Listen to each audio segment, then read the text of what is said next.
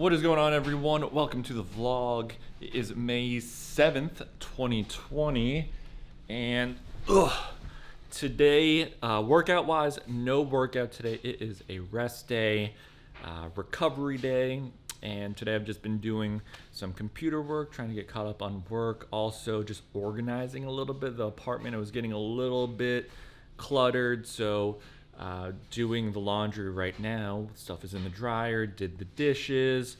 I'm gonna cook some food later, did some other stuff, but I'm feeling a little bit better.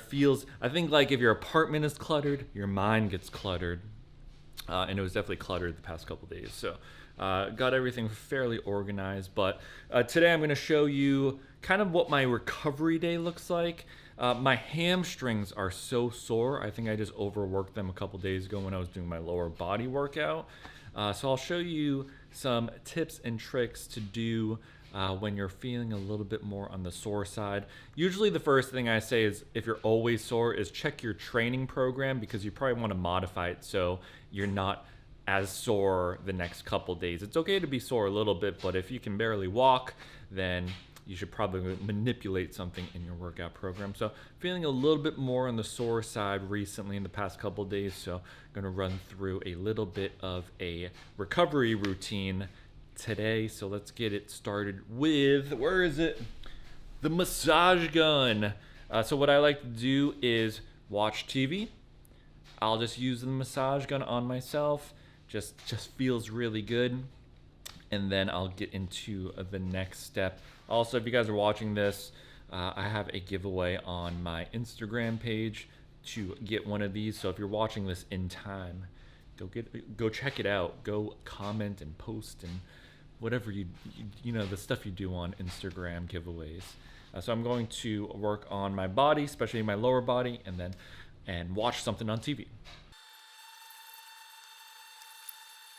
And I get a lot of questions on how to use the massage gun, and to be honest, it's pretty much just a point and shoot. It's like getting a massage, so you just put it on whatever muscle you want to, and you can put it on whatever level you want, and then I just like to go over it once in a while. I won't overdo it, but to be honest, there's not really that much method to the madness. You just kind of point and shoot and just work on whatever you want to work on. You know, there's different attachments to, the bigger it is, or like the more broad the surface is. Like this one is like a button, or I don't even know what you call this, more flathead. Probably a little bit better for broader muscles. And then there's ones that one looks like a fork and one kind of looks like a bullet. And those are just more direct pressure. But other than that, kind of just find what works best for you and what feels good for you.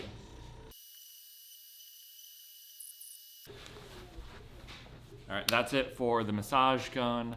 Ran through the quads, the hamstrings, especially the hamstrings, a little bit on the inner thigh and calves. So I'm gonna stand up, and already feels way better, way less sore. And now, let's moving a little bit. Let's get moving. So I'm gonna hit up the Airdyne bike. Hold up. Let me grab my cell phone and my headphones so I can listen to something while I go on the bike.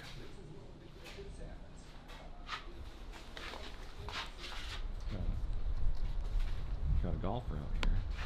That's as far as I can zoom. But I'm gonna hit the bike and do a little bit of cardio, but nothing crazy, just some low intensity, like 5 to 10 minutes, get the legs moving a little bit, get the blood flowing in the legs, and then we're gonna head back inside.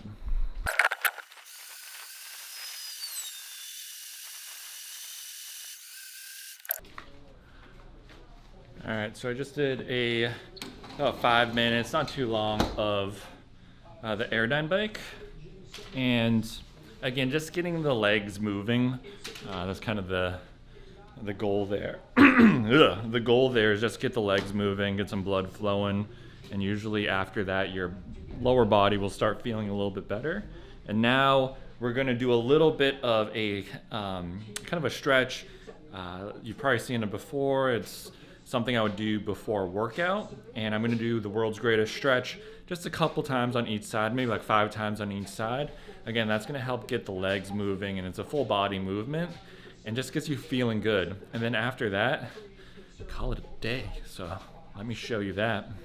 So now we'll get into world's greatest stretch, and sometimes I like to do the pieces separately, the moves separately, and sometimes I'll string them together like you usually see in a warm-up. But I'll start down here. Usually you can start standing, but I'll go from here, bring one leg up, and then I'll drop that elbow down, reach up, and then you would bring your arm over here, and then kick your hip off, and that is very tight. So what I'm gonna do is, I'm gonna do that first move 5 times. So bring the elbow down, rotate up, and then I'm gonna do the butt up into the air 5 times, and I'll switch sides, see how I feel. But try to go a little bit further on each rep.